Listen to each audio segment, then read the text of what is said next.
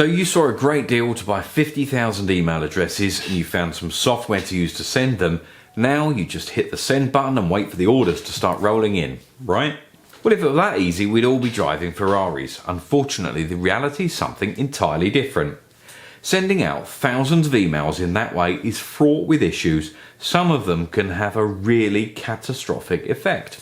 Now watch this short video to find out how to avoid these common pitfalls.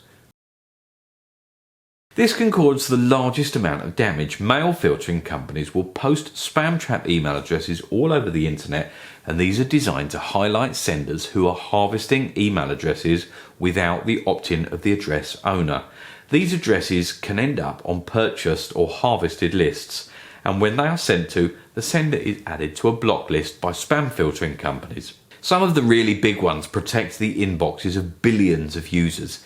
If you end up on a blacklist, this can be a really big deal. It means that when you email out your next campaign, your delivery rate will be very low as you may be being blocked. To make matters worse, it can be really hard or often impossible to get removed from one of these blacklists. When you send out an email, if your recipients mark it as spam, then these results are automatically filtered back to the email service provider, for example, Outlook. If enough people do this, when you send out an email to an Outlook user in future, your newsletter will be sent straight to the junk folder, making it highly unlikely that your mailer will ever be seen by anyone on your mailing list. Email lists that have been generated by harvesting addresses are typically padded out with lots of old or dead email addresses. This is because these cold lists are often sold on a data count. The more email addresses contained within, the higher the price. This means that it can be quite common to have issues with high bounce rates, in particular with these lists, because they contain a lot of dead or fake email addresses. High bounces could cause considerable damage to both the sending domain and the sending server. High bounces can result in a sending server being blacklisted.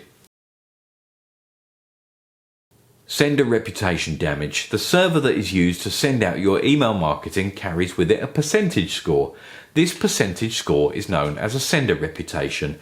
Your recipient's mail filtering system can see this score, and if it's high, it helps with good inbox placement. Conversely, if it's poor, this dramatically increases the chance that your email could be sent straight through to the junk folder. Your previous activities will have a high impact on the sender score. If people open your emails, click on your links, your bounces will be low, and this will maintain a high sender score. But if people aren't reading your email, or they're marking it as spam, or bounces and unsubscribes are high, then this will have a negative effect on your sender score. Email service providers will treat your future sends with much more caution, possibly redirecting them all to the spam filter or rejecting them completely. When sending out your emails, if your recipients haven't asked to receive them, then this will generate complaints in significant numbers. These complaints could be directly emailed to you or to your email marketing software supplier.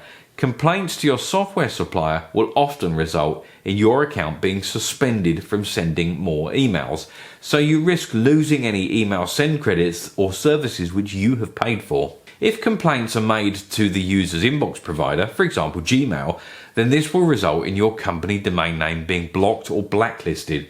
This means that all future sends sent to that network could be blocked or rejected. Pretty much all email marketing software suppliers nowadays have a very strict no unsolicited email policy. When you open an account with them, it's likely that they'll ask you to sign something to register that you are aware of their terms of usage. Breaking these terms by sending unsolicited emails will often result in your account being terminated. Your software supplier will be closely monitoring the sender reputation of your server and the number of bounces, spam complaints and unsubscribes that your campaigns are receiving.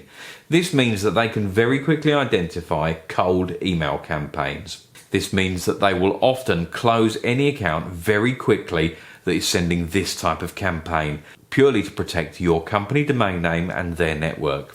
Now, everything that we've discussed so far typically results in the same thing. This is damage to the sending domain and the network sending. Email campaigns sent to cold lists typically do more harm than good, and as a marketing medium, they just don't work. So whilst buying lists of email addresses may seem like a quick route for getting into email marketing, it's really best avoided. Now, there are lots of ways that you can easily generate your own lists of opted-in subscribers. Now, we'll put links to some of the videos that we've done on this series in the description. Email marketing is a great way to generate interest in your company and build loyalty and trust with existing contacts. If you can avoid the pitfalls of purchase data and follow our tips on list building, then email marketing will work really well for your business. Now, thanks for watching. I hope you found this useful and informative. And again, we'll post some links to other videos in this series in the description below. Please don't forget to like and subscribe. Thank you.